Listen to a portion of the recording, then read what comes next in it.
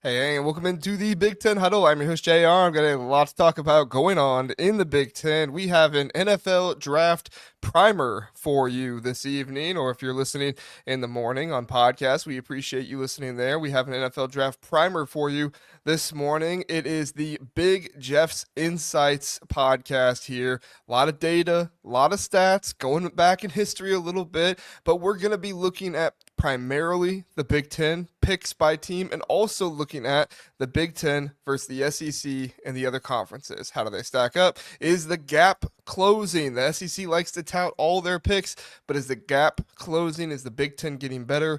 We will see. We have our guy, Big Jeff, here to break it all down for us. Jeff, how are we doing this evening?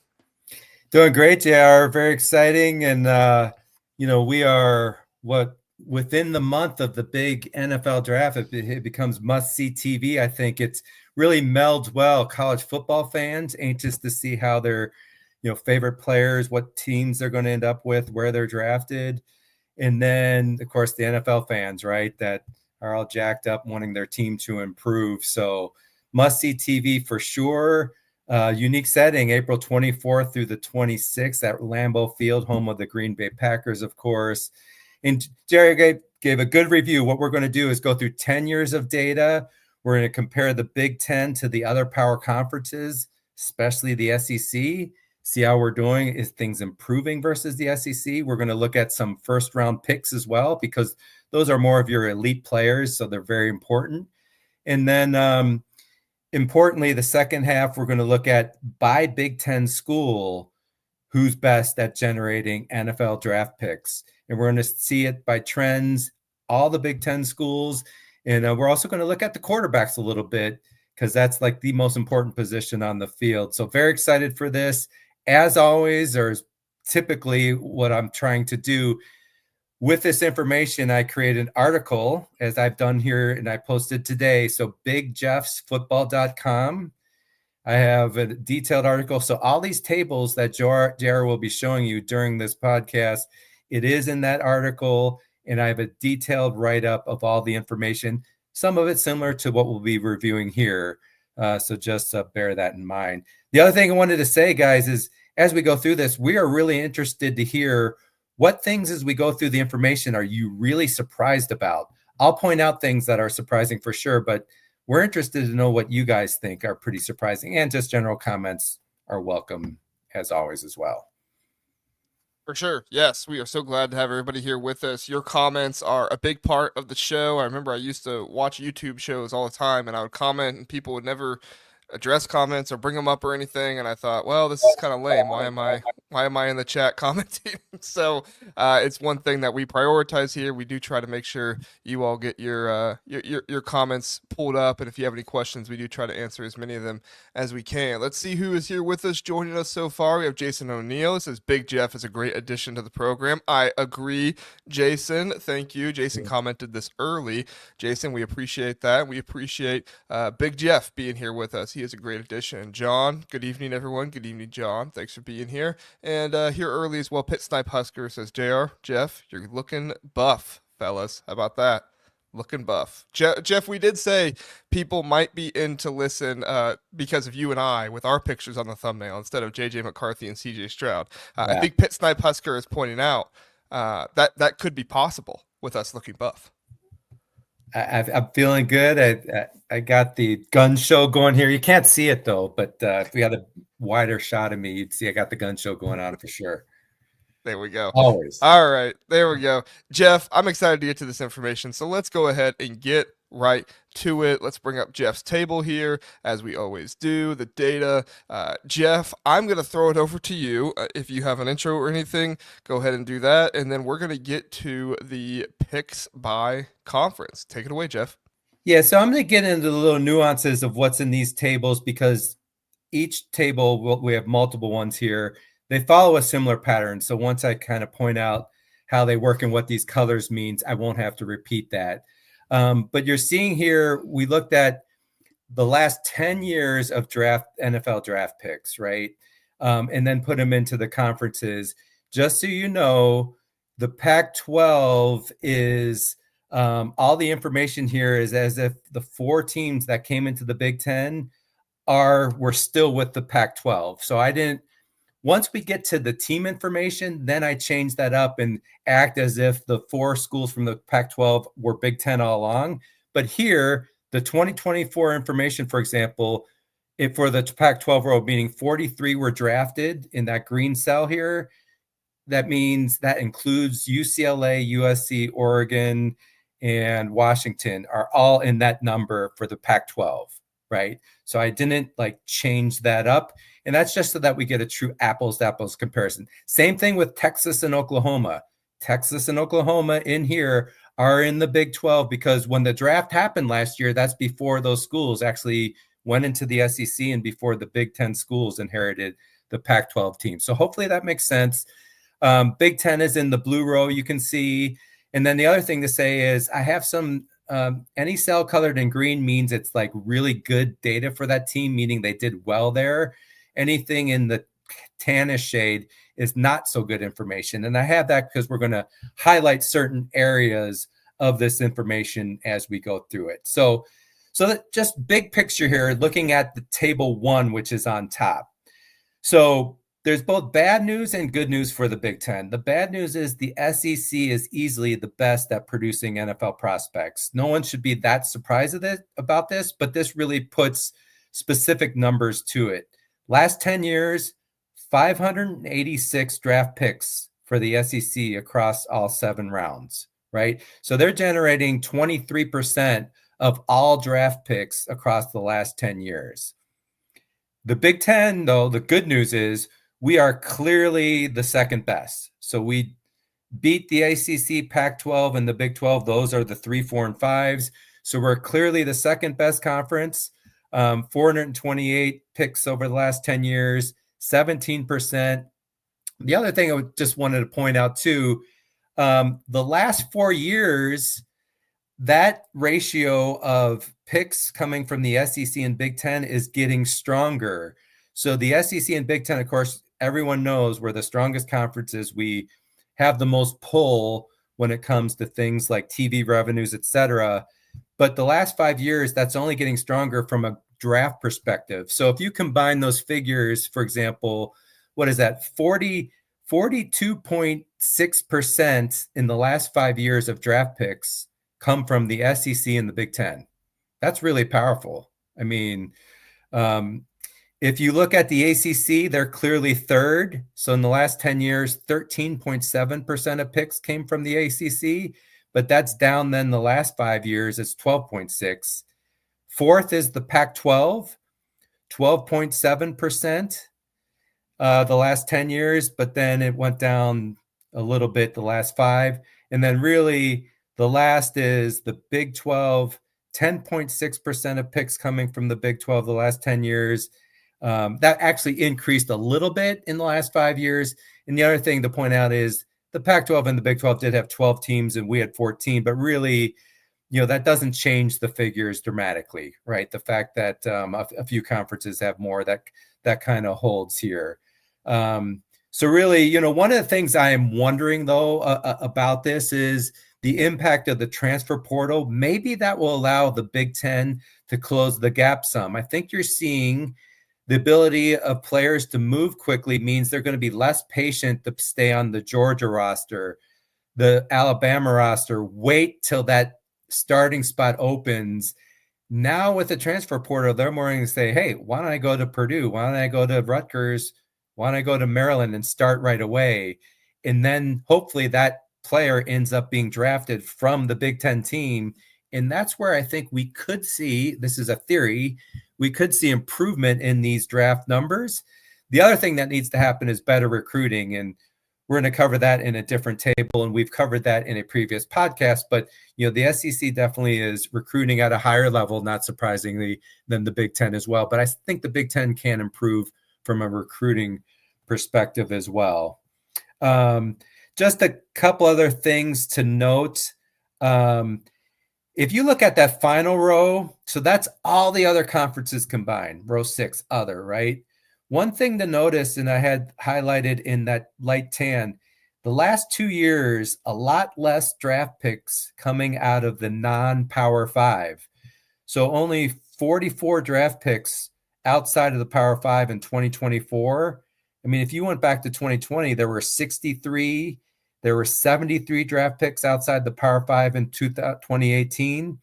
So the bigger conferences are getting stronger. They're getting more of the better players.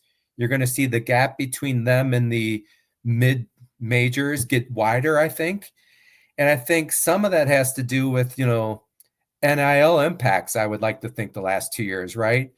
The mid major schools sign a player, they develop, they start to thrive, and then they don't have the money to offer them NIL to keep them. Whereas a Big Ten team can come in and swoop in, give them NIL, bam, start, plug them in and start them and get going. So unfortunately, I think this NIL is really going to continue to see the weakening of the non-Power Five in their ability to retain players and generate NFL draft picks. So that's a lot of information I threw at you, JR. Any comments from you on table one before we would open it to the audience and look at their comments? Yeah, a couple things from me. I do think it's interesting, like you said, the past 2, 3 years of certain conferences, it's been down. In particular, the ACC, they were in 2022, they only had 21, and then 32 did grow up some there a little bit, and then 41 went on up as well. I can't help but wonder if it's possible that maybe players are transferring down from the Big Ten and the SEC, and that's helping their case. I mean, you even look at 2024, and the Big Ten only had 42. It was nearly tied with the ACC, and the Pac-12 themselves actually had more than the Big Ten overall that one year. So I'm curious your thoughts on players transferring down, the impact that has either from the Big Ten and the SEC, or even possibly players transferring down from the ACC, the Pac-12, and the Big 12. Yeah, so one thing on the Big Ten, it's interesting. We're going to show this later when we look at the draftees by Big Ten team. One of the reason that figure is only 42 in 2024 is the fact that Ohio State retained so many of those seniors. There would have been 6 or 7 easily, maybe 8, 9 picks, right? Taking them into the low 50s if Ohio State wouldn't have gotten all those players to return back that led them to that national title run. So I think that's an impact there. I like your theory on the ACC. I don't have the information to say yes, I know that is true. So I can't comment on whether I think that is true or not. But it really can vary year to year. I mean, I have highlighted 2024 in the Pac-12. They really did go out with a bang that year where you had Washington make the final, 2 teams threatening, basically them and Oregon in the top 5. You had a loaded quarterbacks and really it was a banner year for the Pac-12 in 2024, and it's reflected in these draft picks that you're hearing here, because the 3 years before that they were in the 20s, right? So that's a dramatic change. But it really does show the Pac-12 was struggling. It was a real thing. I know they talk about West Coast bias. The West Coast teams will say there's West Coast bias, not SEC. They're aware of SEC bias, but there's West Coast bias. But to me, that was legitimate, because if you look at the Pac-12 numbers, I mean, in the low 30s, 20s, and only that last year of 2024 did they go in the 43s, right? And they still had 12 teams, right? So a good number of teams. I think it definitely was showing they were not producing in certain position groups as well. So I guess that would be my comment on that. Okay, yeah, very good, very good. And then two more. The other one, and then I'll let you comment on this. Is the Big Ten had an outlier year at 55 in 2023. Like you said, in 2024 could have been because Ohio State brought so many players back. I still don't think they would have got up to 55 with Ohio State, but that No. was also the year when Michigan had all of their players going into the NFL draft. So I would think that would level out. Of course, we'll talk about teams and stuff like that here soon, but I mean, just generally before we talk about those teams, I mean, is it really that important that teams like Ohio State are putting that much NFL talent in that, one year when they maybe, bring some guys back instead of putting them to the NFL, the number can drop that low because that was the lowest number since 2019 for Yeah, the Big Ten. And the Big Ten has been growing. It's been over 40 ever since 2019. We're not in the 33, 35 like it was before that. So I do think that's good for the gap to close. But at the same time, it also looks like the SEC has been growing from that as well because they were in the 50s before that, and now they're consistently in the 60s. yeah, I do have a comment on that 55 figure in 2023. The drop off in 2024, a little hard to know. It's not just Ohio State, so there can be some other programs. Well, actually, I Iowa do. did bring some players back. Iowa Actually, brought some players back too. But well, yeah, go ahead. Sorry. that they are in the impact of NIL. So that number 42, I would argue, is now you can, even outside of Ohio State, you can give several $100,000 to a player to have them stay for another year, maybe improve their draft stock. So now it can really economically make sense, even if you're in the past, if you're a second or third round pick, you should go. You should really go. Third might be a maybe, but a first or second round pick, you should probably go. Now with Right. NIL, second or third round pick, get NIL money and then become a first round pick where you are slotted with a pretty, you know what you're going to get. That's really solid. And so I think that's an impact there. The other thing I think is in 2023, that's when Michigan was in their second or third year of being returning to true blue blood status. To me, those figures say that's how the Big Ten should have been all along. If Michigan was acting like Michigan should have, and Penn State was as strong as they should have, because they had a few leaner years going back in the James Franklin era, you need your blue bloods to be blue bloods to thrive as a conference. So I'm going to tie that back. I'm not Mr. I'm Big Jeff. I cover football, but I went to Indiana, so I know basketball. I blame a lot of the basketball issues on Indiana not acting like the blue blood they're supposed to in basketball, right? The blue bloods are the ones who are supposed to generating the NBA talent for basketball and the NFL talent driving that mostly in football. And so if your blue bloods are not acting like blue bloods, it really negatively impacts your conference. And in basketball, it's from an NCAA tournament perspective, but also we're not churning out NBA type players enough versus other conferences. As simple as that. I mean, need to Yep. recruit better. I think we develop well. We need to recruit better in basketball. Football, I think we're doing that. And with Oregon coming in, we'll be talking a lot of Oregon, see positive impact. And the other good thing is, I'm stealing the thunder, but all four Pac-12 teams we brought in were the four best at generating NFL talent. Mm. And they were the four best recruiters in the Pac-12. So we really got the best of the Pac-12, not just the biggest and the most money and the best brand. They were the best at recruiting, and they've been the best at generating NFL talent. And that's only going to help the Big Ten in the long run. It's a That's cool interesting. thing. Yep. I was confident in that with Washington, Oregon, and USC. I was not as confident in that with UCLA, but that's good to hear and very very You interesting. are. So, You all right, are. first round picks by conference. That one we touched on a little bit less, but I do want to bring it up here as went with the overall picks, less picks by the conference with only four in 2024. I'm curious, and I don't think you have these numbers, but maybe just speak on it if because you put together this data, so you might see some trends here.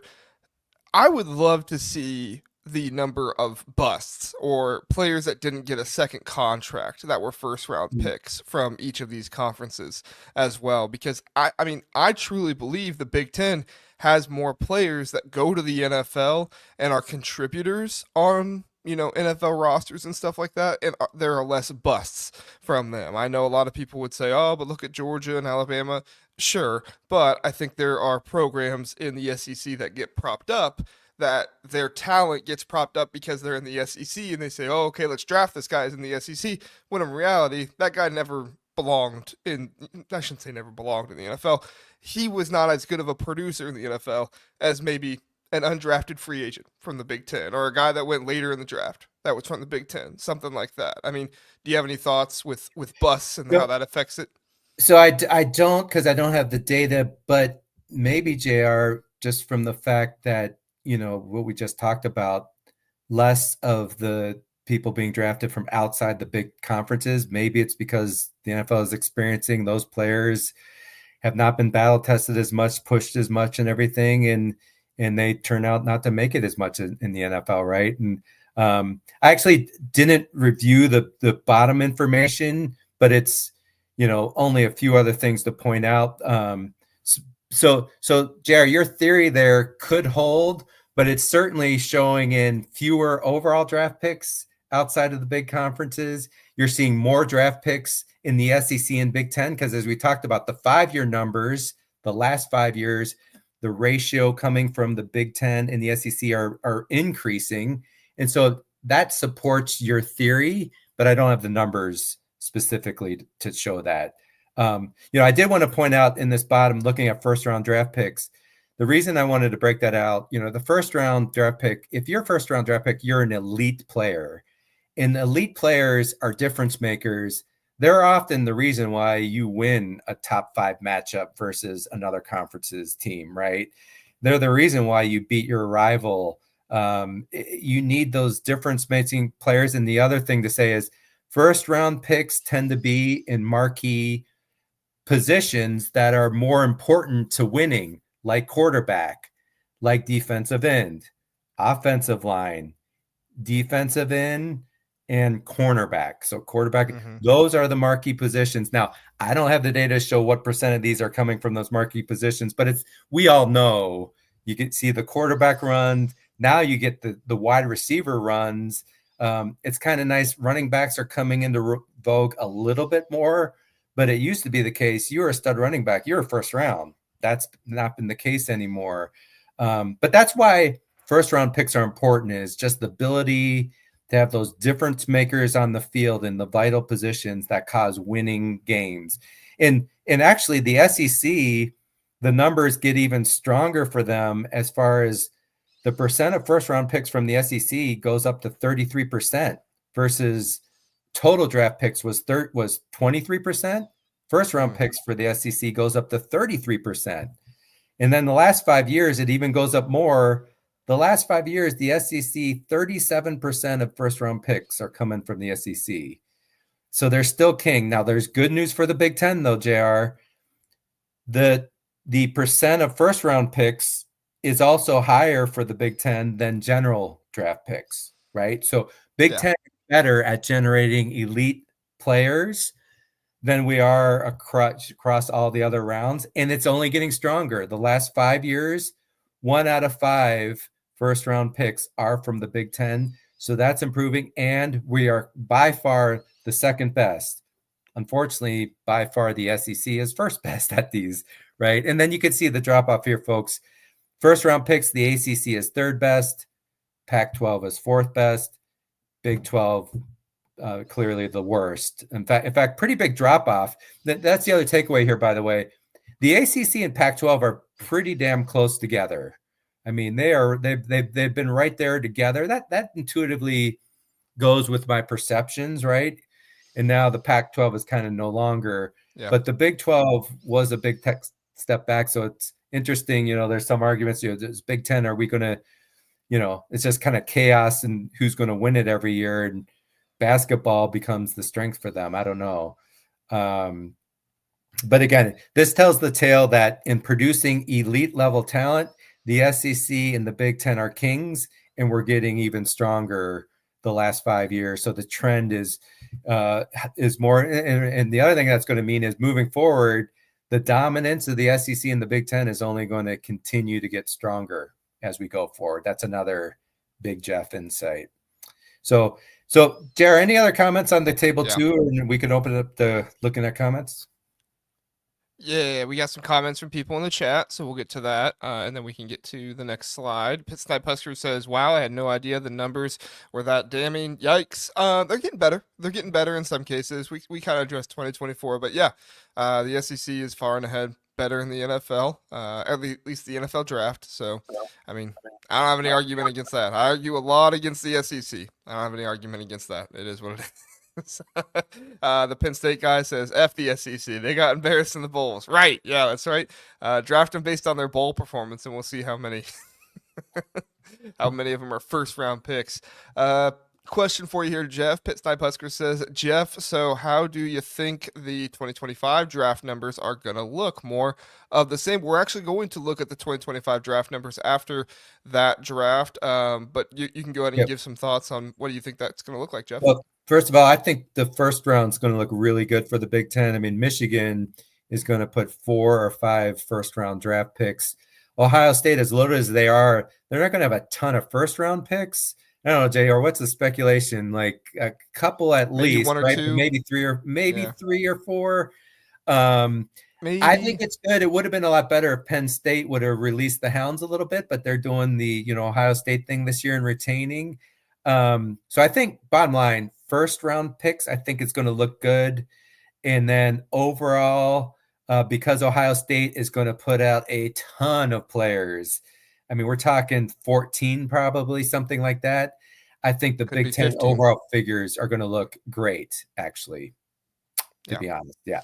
And I I'm agree. glad you say that. So the plan is when the draft is over, we're going to refresh these tables and do a podcast to do a post-mortem draft and say, how does it look, right? And harken back. So that will be fairly easy for me to do, but it'll be nice to get fresh data, and we're not going to wait. That'll be a few weeks after, within a couple weeks after the draft. We'll plan on doing that on a Thursday night. Love it. Love it. Um, Joe R says along that line, the documentary Quarterback on Netflix is Nice. excellent. I saw that. That was excellent. Did you see that, Jeff? I have not. I have not. I need Yeah. to. It's Thanks for. Marcus Yeah. Mariota, Kirk Cousins, and Patrick Mahomes, I believe. Like follows them. They also did a wide receiver one too. That one was interesting too. Pit Snipe Husker once again says, I'd be interested in the bust percentage. The SEC sends more players to the NFL, so naturally they have more quote unquote busts. What's the percentage there? We'll have to try and figure that out at some point. I don't know. That'd probably be a whole lot harder for Jeff to figure out, but It, it maybe is. at some point. Yeah. One of the beauties of the draft is it's a it's a it's static in time. Here's the draft, right? You could look at NFL rosters. NFL rosters are so dynamic. To try to track those and really summarize them, that's the challenge, right? Um, and how long someone ends up on an NFL roster is so short as well. So it's a great question. I just don't have a good answer to it. It's hard to get those numbers. For sure. For sure. And there's opinions on who is a bust, who isn't a bust. Yes, so it's Yeah. kind of subjective a little bit too. So, all right. Slide number 2 here, Jeff. We have all quarterbacks who are drafted by year and in the first round. Go ahead and take it away. Yeah. So I thought this would be pretty cool to you know, isolate quarterbacks. We all know for the NFL and college, it's the most important position on the field that to dictate and influence winning, right? And so I wanted to do that here. I do wanted to do another uh, pre-draft where we look at other position groups and say, hey, what school in the Big Ten is best at the top 3 or whatever at generating offensive linemen. So we plan to do that. So this is the look at quarterbacks, and we all know how vital that is. So, the SEC is number 1. Again, you could see a lot of green here, 24 quarterbacks drafted across the 7 rounds over the last 10 years. So about 1 in 5 quarterbacks drafted are from the SEC.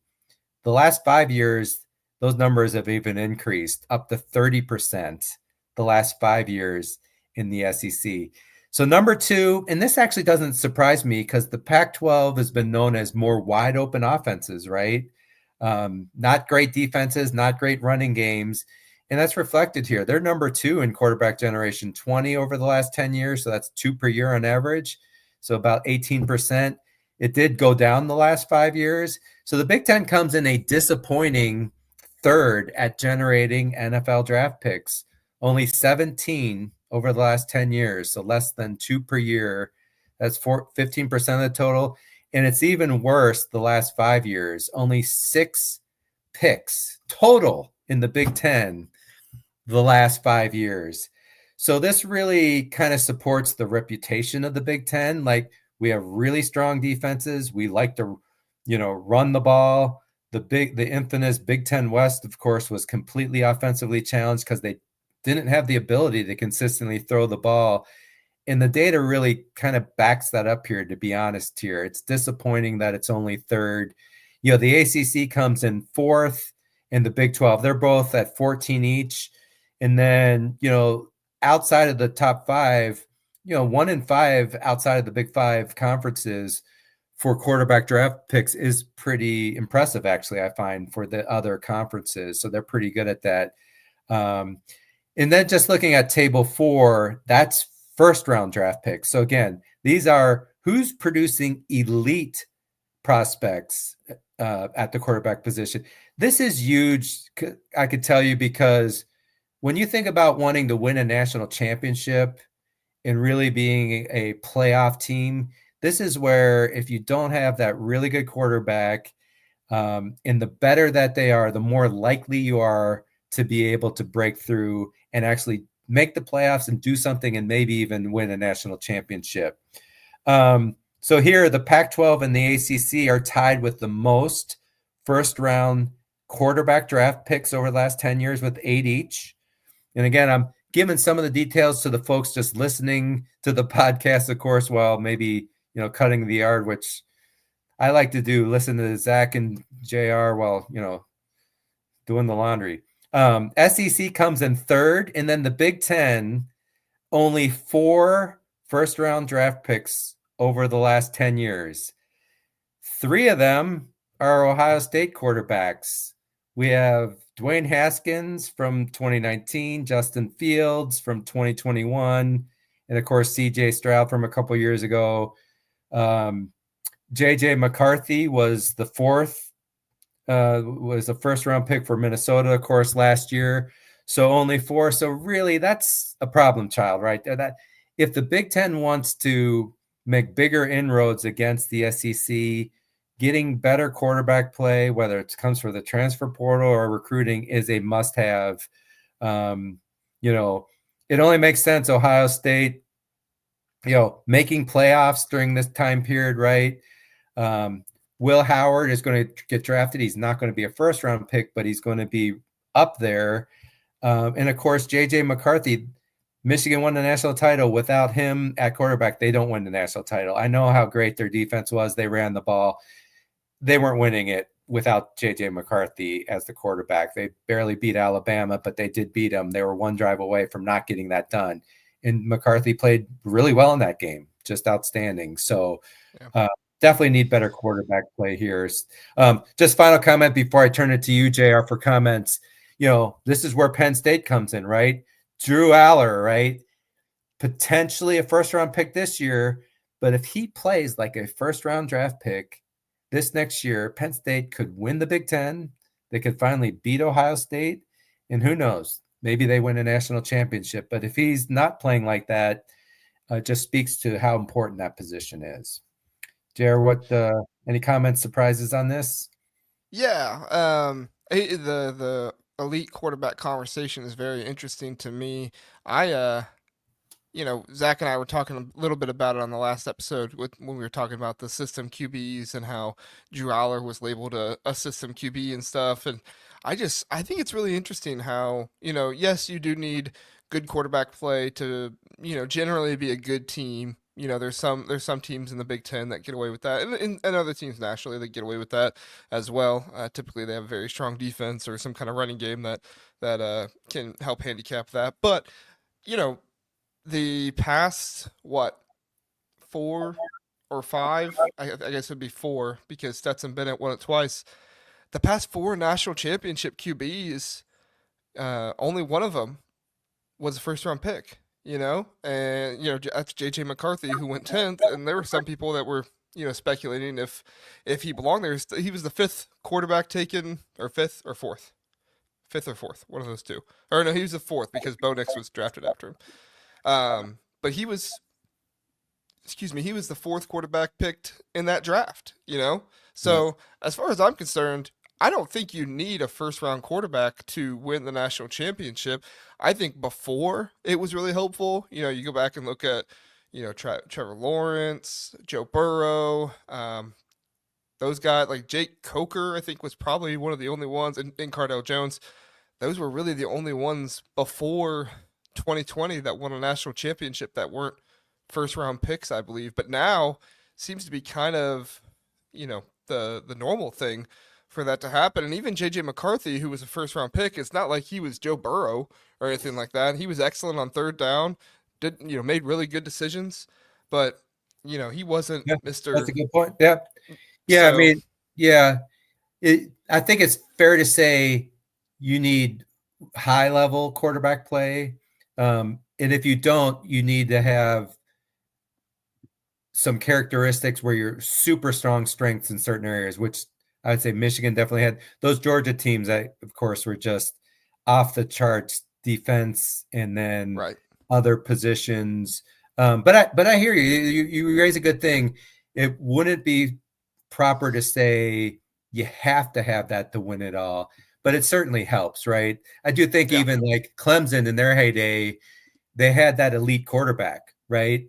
They had Trevor Lawrence, they had Deshaun Watson. Another thing elite quarterback does for you too is it brings in elite playmakers potentially, right? And if you don't have that player, you're less likely to get some of those. So, Clemson's still really good, but they've dropped off in getting those big time receivers and everything. So that's a good point. Yeah. Yeah. I probably should not make it seem like you got to have first round pick to win a title. That would be unfair to say. And the data doesn't support that. Yeah, probably not to win a title, but like you said, it definitely helps to succeed and do a really good job. I mean, Michigan won the Big Ten their very first year with Cade McNamara as their quarterback, but it wasn't necessarily because Cade McNamara was anything special skill Yeah. wise. It was because they had a fantastic running game, and Cade McNamara didn't try to do anything more than he had to. And then we Yeah. look what happened when Cade McNamara got to Iowa. You didn't really have a good system, and you didn't really have a good quarterback, and he I was would say older. there Like, in that example, you can win a lot of games, but like when Michigan faced the Georgia without a really good quarterback, potentially elite, they had no chance with right, and that's what I'm saying. Like yeah, yeah, you can no, make the playoffs without one, but yeah, generally you get to the playoffs without one, it's probably not going to go well for you. yeah, yeah, So, yeah. all right. So the overall quarterback draft picks, I think just it's really interesting. The Pac-12 was up there, and when you look at the first round ones, the ACC was up there as well. I attribute that more to lack of defense in those conferences rather than quarterback play overall. That's just me. I'm not trying to take any shots at Cam Ward or anything like that, but we saw Kyle McCord at Ohio State having to go up against Big Ten defenses for an entire year. And yes, he did improve, but he also didn't have the skill around him at Syracuse that he had at Ohio State. We saw that happen. And then moving over to the ACC, he goes there and breaks the ACC record for yards in an entire season. So I think there is something there to the defenses in those two conferences. Well, what used to be the Pac 12 before, but I'm curious your thoughts on that, Jeff. Yeah, I mean, not one data element here explains everything. So I do agree. I mean, I think when you get outside the Big Ten and the SEC, there's just position groups that are sorely lacking across these other conferences, right? So it's more than just a quarterback story. So I do agree with that. It's just, I mean, to me, the quarterback can just allow you to win a couple more games than you wouldn't have during a regular season for sure. So it matters quite a bit from that perspective. For sure, for sure. Philip says I'm still salty about McCord. I never had ill, I never was a McCord hater. Like I thought he wasn't good enough, but I wished him well at Syracuse. But you know what? If I'm gonna be salty, sure, I'll be salty. Can't stand the guy. If that's better podcasting, I'll be salty. Sure. Johar says, wasn't Mark Sanchez a first round pick? Butt fumble. Yeah, that was a pretty great moment. The I butt mean, fumble. Was he a first round pick? maybe, but as we all know, first round picks are like 5-star recruits. I like to say anyone knows anything that follows recruiting. 5-star recruit, 1 out of 3 times they're truly a 5-star and they're a stud, and it's Caleb Downs. 1 out of 3 times they turn into a solid, good starter, but that's it. And 1 out of 3 Yeah. times they're a total bust. And it's probably the Yeah. same with first round draft picks. It's probably about similar, right? Yeah, So that's what Philip is asking here. He says, "How many quarterbacks were artificially?" Well, somewhat. Oh, he was saying a different comment that. But we'll go with this. What Philip says here. He says, "How many quarterbacks were raised up in the draft by winning a title?" I mean, just by memory, Joe Burrow, first overall pick. I mean, he's been good with the Bengals. He's had some injuries. Maybe you would expect him to be better, but the Bengals don't really put talent around their quarterback as much. I don't think. I mean, they have good wide receivers, but they haven't really had an offensive line. I Deshaun think Watson, before he I, got in trouble, he was pretty good. I don't think it raises you up, but I definitely think someone would say, you know what, he won a national title, obviously probably a strong leadership. Let's at least draft him somewhere. I don't see people stretching, and doing a first round pick for someone just because you won a title. You got to have all the other measurables and everything like that. But if you're getting into the later rounds, then taking someone who knows winning, right? And if you're winning, you're probably a pretty good leader at least. I think that would allow you to more likely get drafted based on that than not, is what I would say. Yeah, I mean, Will Howard is probably going to be a third or second round pick, and I don't think he goes that high if he doesn't win the national championship. Now, part of Definitely. that was because he looked much, much better in the playoffs than he did at times during the season, but this was also a guy that broke the record, I think, for the most games with 80% or more uh, completion percentage. I think it was at Ohio State. So he did do that, but yeah, I don't think Will Howard gets up near the second round unless he had that playoff performance. People say JJ McCarthy was artificially raised up by the title. Um, I don't know. He didn't play It's particularly well in the TBD. Washington game. Like he did play well in the Bama game, but yeah, go ahead, Jeff. I mean, I think he's TBD. It's to be determined. I mean, even when he was at Michigan, everyone said, they're going to run their Michigan offense and they're not going to change it just because they have a more talented quarterback. So they expanded the playbook a little bit, but they really didn't. And he didn't have big weapons to throw to, right? So I think it's to be determined how good of a quarterback he is. I would not say, he's way overrated, blah, blah, blah, or we need to see.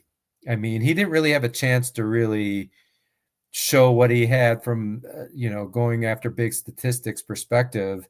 But in clutch moments in the playoffs, he played really well. He played really well in those playoff games for sure. So, Yeah, and yeah, that's and that telling, right? helped That's him. pressure and handling Yeah, pressure, and that's big time. for sure, for sure.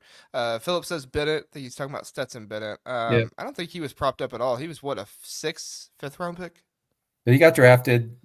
If he wasn't on Georgia playing and everything, he probably wouldn't have been drafted, right? If he was on some Yeah, other at that size, he wouldn't have been drafted. He'd been a free agent for that's someone. true. Yep. That's true. John says Will Howard is probably going to go third, fourth round. Honestly, no shade on Howard, but the quarterback market is kind of bad right now, and not a lot of teams need a starter. He could go third, fourth. I saw somebody talking about second the other day, so I could be wrong, or that could just be one guy's opinion and not be the sentiment amongst everybody. To be honest, I listen to more Big Ten coverage than I do NFL draft coverage. That's I just mean, me, but his size makes him appealing too. I mean, that that does. big run and playing really well in games that matter and the pressure is on, it was huge. But then he also has the size. He doesn't have the big time arm and everything, but he showed he's tough and all that. And all those things matter, right? And definitely leadership skills. I think the belief is for sure that he has strong leadership skills. Pit Snipe, last one, and then we'll move on. Pit Snipe Husker says 2 titles didn't help Tommy Frazier get drafted. LOL. Different era. Yeah. Benger was picked to go pretty high, but gravity. Yeah, I don't. I'll be honest. I was not paying too much attention to the Tommy Frazier NFL draft. Jeff, that's going to be more your angle there. That is, I mean, Tommy Frazier was a system quarterback, talented guy. I mean, similar, Notre Dame won a national championship with, was it Tony Rice, 1988? Aging myself, sorry, but just really good athletic quarterback, but, could make some throws, the throws he needed to make, but really had no shot making in the NFL. Same with them. So, yeah, I mean, Nebraska, that was their system, right? It was just a different era altogether. And that was before the proliferation of the passing offenses, right? Yeah, and I mean, athletic quarterbacks didn't really start gaining traction as somebody that teams were, thinking as highly of until Lamar Jackson, if I'm not As, incorrect. as RG3 was combined up there. passers and catchers, you mean? Yeah, Yes. yeah, yeah. There's been, RG3 was up there, but him getting injured so early in his career, I think hurt athletic, more mobile quarterbacks. But Lamar Jackson, with what he's been able to do, I mean, there were people that were just drooling over Trevor Lawrence because of the body type and the ability to run and everything. And I don't think he's been bad at, Jacksonville, but I think they probably were looking for more from him. yeah, they Again, not an definitely look NFL for more expert. mobile quarterbacks for sure than they used to. And where in the past they looked at it as, well, if they run, they're going to get hurt. But that's changing a little bit because some of these current mobile quarterbacks are bigger quarterbacks, right? When you think of Josh Allen, like for example, Right. yeah, can withstand that. All right, let's go. Let's go on to the table five. This is a key one here, folks. So this is for all the Big Ten teams, all the draft picks across all the rounds, listed in order of the total picks over those 10 years. Right. I also have in the last column, because it's interesting to match it up, I have that school's average recruiting rankings. So we covered that last week, the 247 composite recruiting rankings over the last 10 years. I have those rankings for all these teams. So you can kind of see, okay, where do they place in generating NFL players and where did they place in recruiting the last 10 years? So I'm going to speak to some of that in a second. The other thing I wanted to say is, if you notice here, I've merged in all four of the former Pac-12 teams, right? And I mentioned it already. They were the four best teams in generating in becoming NFL draft picks. So the four best teams in the Pac-12 at producing NFL draft picks, and they were the four best recruiting teams in the Pac-12. So Ohio State, number one, was 76 across those 10 years, about 13% of the total. Michigan, though, impressively, not far behind them at all, 69. And really, they've picked up steam here, not surprisingly, as Michigan's gotten better under the late Harbaugh era. 22 draft picks for Michigan over the last 2 years. I have Brown highlight for Ohio State in 2024. Notice, despite being the leader in draft picks creation the last 10 years, they only had 4 picks in 2024. That speaks to the whole Ohio State using NL money to get them to stay another year, them wanting to play together again to get a national title. If you're an Ohio State fans, it was cool to see they accomplished that. But this is why I'm expecting that to that question this year, that Ohio State number is going to be 14 or 15. Big Ten is going to do really well, driven by Ohio State in the 2025 draft. Penn State there is number 3. Not surprisingly, from a recruiting perspective, they're third. Ohio State 1 in draft picks. They're number 1 in recruiting. Michigan 2 in draft picks, 2 in recruiting. Same thing with Penn State. Here's the big surprise, though, folks.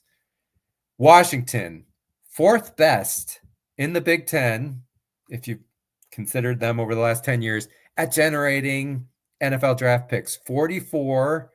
They're tied with USC. And yet, recruiting wise, they would have only ranked 9th in the 18-team Big Ten. So they've shown an ability just to develop players. It was helped by, the first 3 years, 2015, 16, and 17, they had 15 picks. So that was a lot. Then they tailed off, and then they had the big year. Um, sorry, 4, 2, and 5, and then they have a huge year 10 in 2024, and that was the team, of course, that made it to the national championship final. So that's interesting. USC is about where you'd expect. They're fifth in generating, and then UCLA is another surprise. They're the second big surprise. UCLA is sixth in generating NFL draft picks with 39, and yet from a recruiting perspective, they're almost about 11th average Big Ten recruiting class. So they're really out developing their recruited players, so to speak, in an impressive fashion. This was a surprise to me, JR, that Oregon wasn't better at generating NFL talent the last 10 years. They're only seventh best. Now, granted, the last 2 years under Dan Lanning, much better. 6 picks and 8 picks in the draft. So 14 for Oregon over the past 2 years.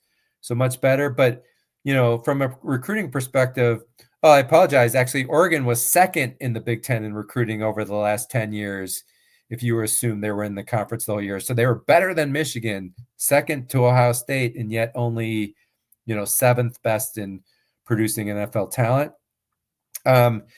Just Iowa and Wisconsin, they're eighth and ninth best in the Big Ten at producing NFL talent.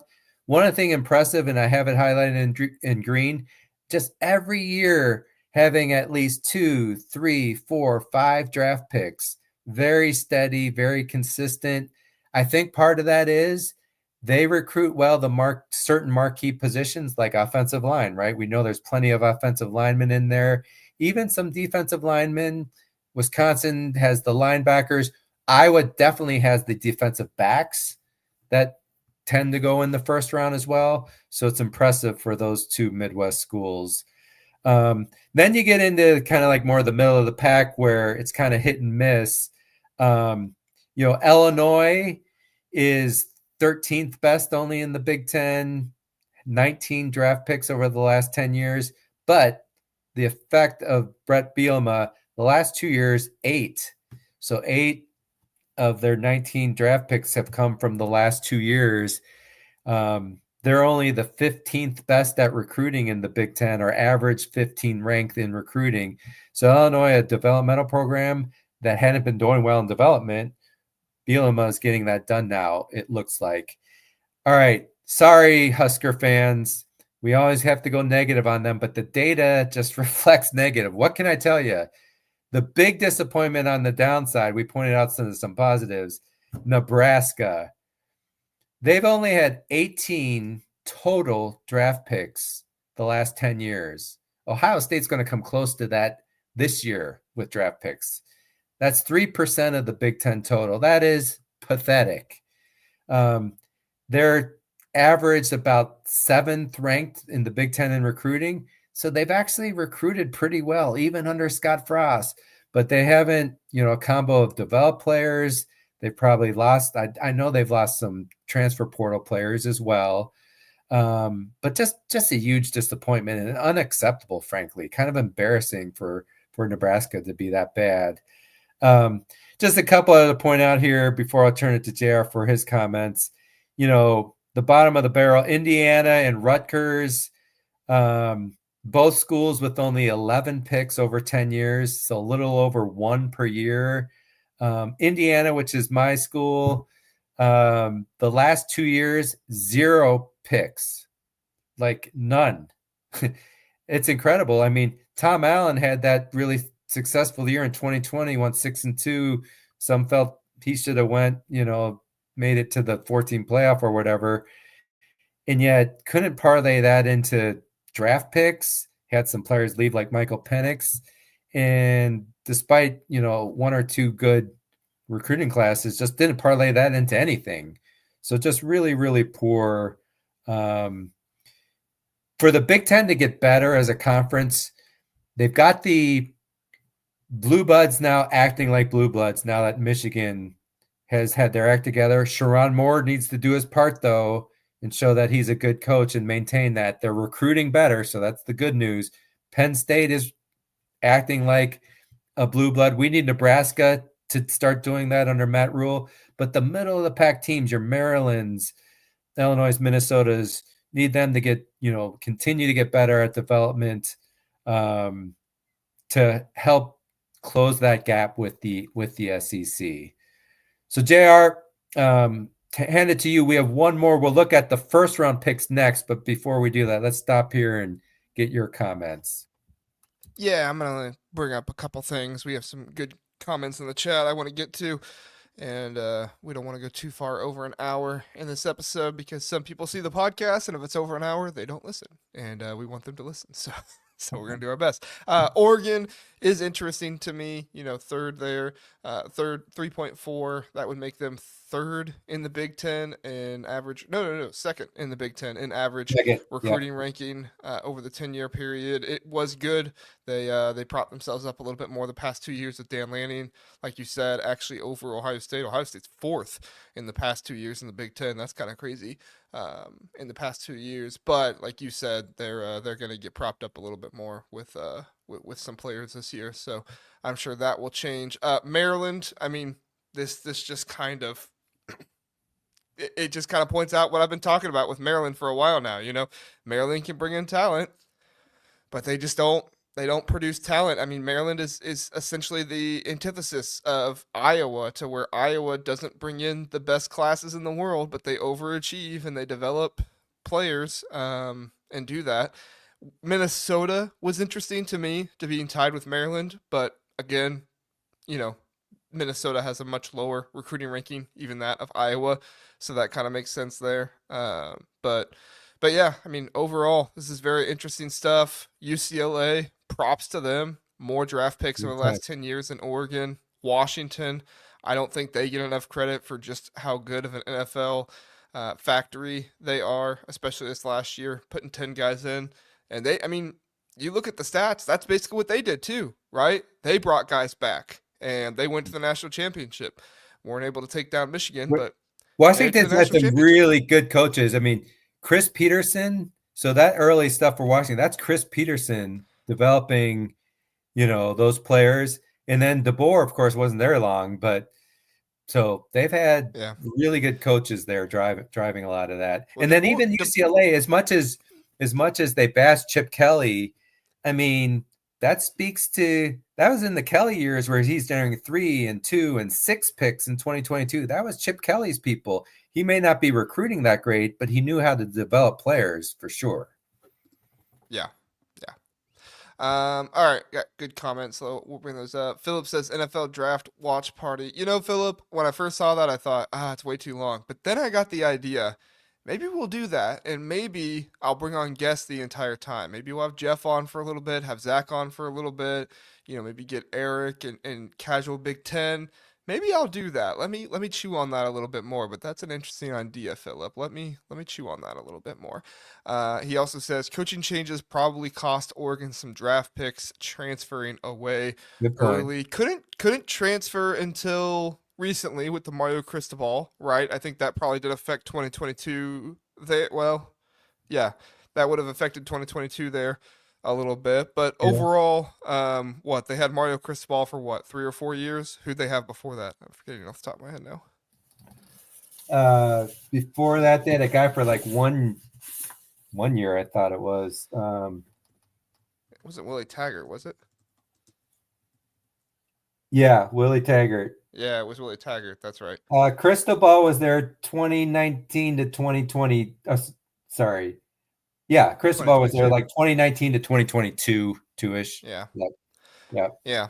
So, but yeah, I mean, Dan Lanning, it's no surprise he's brought in NFL development and talent with him. He came from Georgia. He knows how that works. So, yeah, Oregon, not the most impressive 10 years, but the last 2 years very impressive. That's why they're considered one of the best programs in college football. Pit Snipe Husker says Wolf are 2 goose eggs, just gross. Yeah, I hear you, Pit Snipe. I hear you. John says, of course, John's an Indiana fan. He says, our time will be coming soon. John, I was going to point this out. Indiana had just as many regular season wins last year as they had total NFL draft picks the past 10 years. Again, I don't think people realize how crazy it was. Easy schedule or not, I don't think people realize how crazy it was what Kirk Cinetti did to take that team, not just to 11-1, winning some games, like a little bit here and there. No, he blew teams out. Only 11 draft picks, zero the past 2 years. They get 11 wins this year. Just absolutely insane. Incredible. Yeah. Yeah. All right. Philip with some really good comments here. You can tell Philip really likes the NFL draft coverage here. He says players transferring out because of coaching changes reduce the number of draft picks at certain schools. I wonder how many that ends up being. Yeah, I mean, you think about it. Let's look at this here. Oregon had a change, but theirs got better after their change, but they did have that one down year. So he's right. We'll see what happens with Michigan, with Jim Harbaugh leaving. But Jim Harbaugh was basically there all 10 of those years for those draft picks. And Yeah. then, I mean, I agree with that. The coaching changes really can impact this, and then you get transferred players, and then they get drafted, and then the other school gets credit for producing them, right? I mean, even yeah, Michigan State, there, the Mel Tucker fallout, and then 2024 they had one person chosen, whereas you go back to D'Antonio when he had it rolling, you know, four picks in 2015, 5 picks in 2016. So coaching change. So those are good points for sure. No doubt when about it. did when did Tucker come into Michigan State? So Was it Tucker, 2021 his first year? Yeah, because he yeah, had he yeah, had a 2021. Yeah, and remember, there's also that leg. They come in, and then do they really get credit for that recruiting class because they're kind of right. cobbling it together? So you got transition things going on. One thing, there's no doubt, if you botch coaching hires, it just kills you because not only you've got the whole transition where you lose players, and then it takes a while for them to get up and running. And it's why the Signetic formula was so special.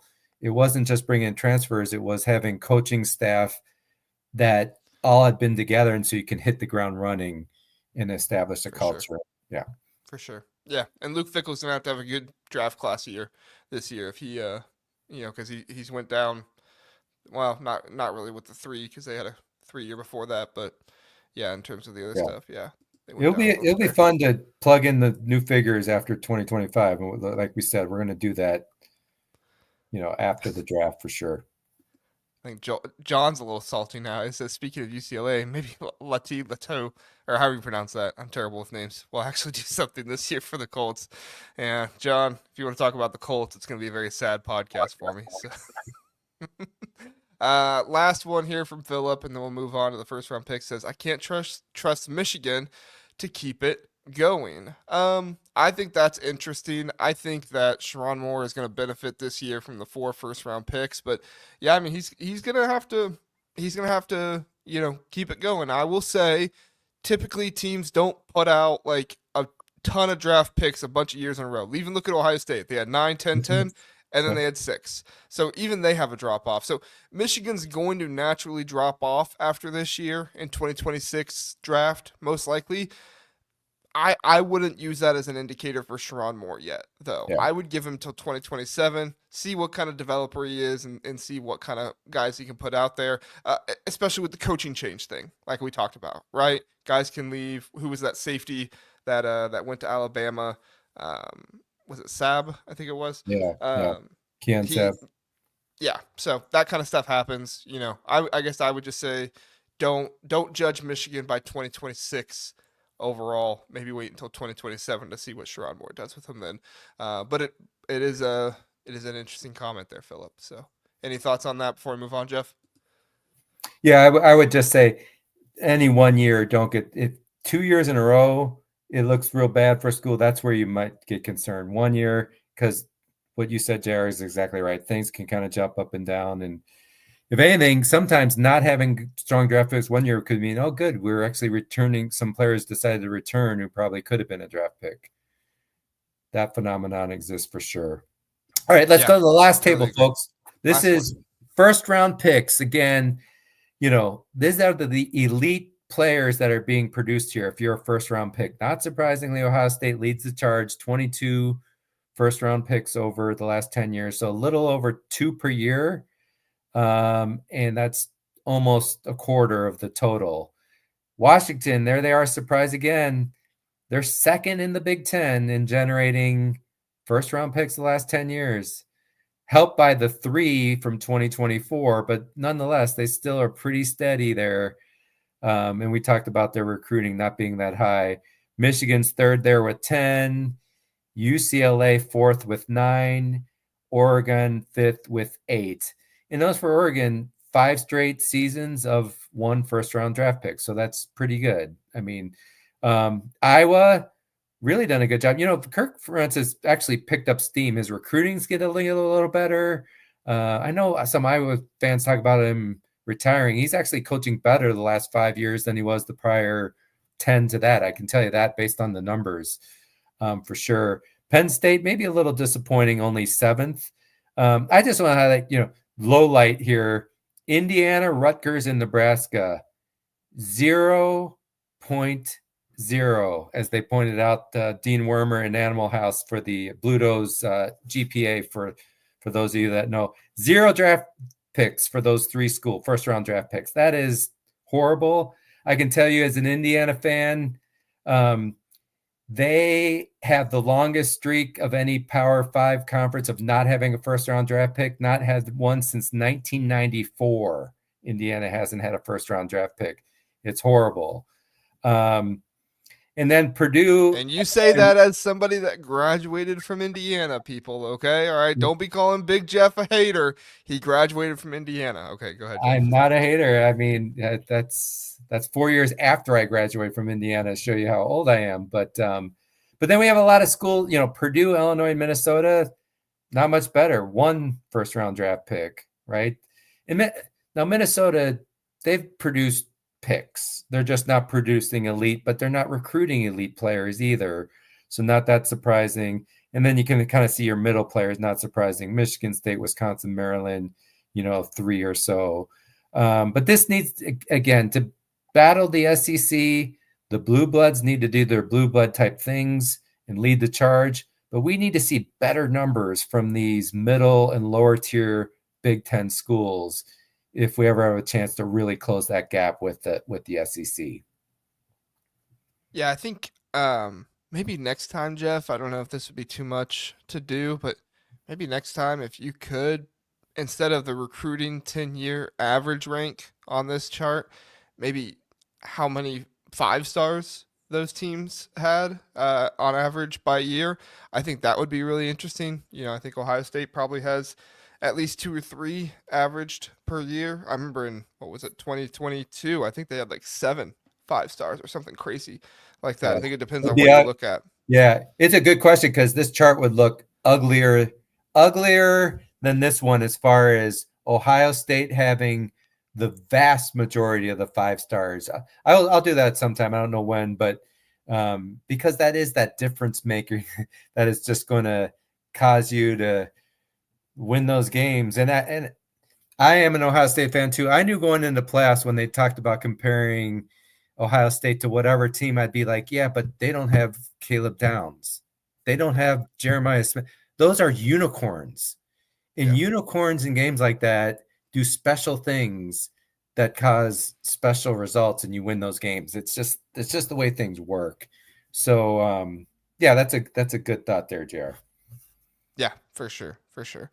Not a whole lot of comments on this one, and honestly, I don't have much more either. So, anything else on this, Jeff? Before we're done here. No, that's it. Other than to say, definitely going to be more coming. Like I said, we'll do a postmortem on the NFL. A future one here, pre-draft. We're going to look at other position groups, and I think that will be pretty interesting, right? Like who's the best at offensive line talent, whatever that is. Yeah, QBU, wide receiver U, stuff like that. Yeah, that's right. That's right. Yeah, that'll be really interesting to see. So, all right, Jeff, we almost kept it under an hour. We did pretty good here, better than Zach and I do. So you're beating Zach on the time. I'm better than Zach and you. Yeah, again, go to my website bigjeffsfootball.com to read the full article. Follow me on Big Jeff's FT Ball on X, and enjoyed it, JR. Thank you. Yeah, the article is also in the description, so you can go there and click on that right away if you'd like to go there, and then you can explore everything else Jeff does there. A lot of good long articles, really dissecting things. Jeff sets himself apart. He's not CBS where they write an article that's, just one short little news story and then moves on. Jeff puts a lot of thought and everything to his articles. I read Jeff's stuff, and I think Jeff does a really good job. So go check out Jeff's stuff. Article in the description. You can check out the rest of the website there. So thank you so much for watching, everybody. We really do appreciate you being here. Reminder, we will be live on Sunday night. And then also you can check out the basketball channel as well. The basketball channel is live every Sunday, Tuesday, and Thursday morning at 9 a.m. I was not able to record an episode for the basketball channel last night because of all the storms and everything. We're safe though. Everything's good here. There were a ton of storms though in Indiana and Tennessee and everywhere else. So didn't get to do an episode, but I'm going to record one after Jeff and I are done here. I already have my notes and everything. So I'll record it and it'll play tomorrow morning at what is that? 9 a.m. So, Philip asked Big Ten basketball after dark. Probably not. I yawn too much when it's live. Probably not tonight. Maybe another time though, Philip. Maybe another time. So, and yes, yeah, USC is playing in the Crown right now. I got to go back and rewatch that one. I put out a little bit of Yeah. Crown content and nobody watched. So as far as I'm concerned, I'm not going to put out content if nobody watches it. So. I will not do a deep dive analysis of data on the Crown in Yeah. statistical results. I'll tell you that much. That's okay, Jeff. We appreciate your data here on football stuff. So, all right, everybody. Thanks for watching. Thanks for being here live. We appreciate it. We'll see you next time. Have a good one.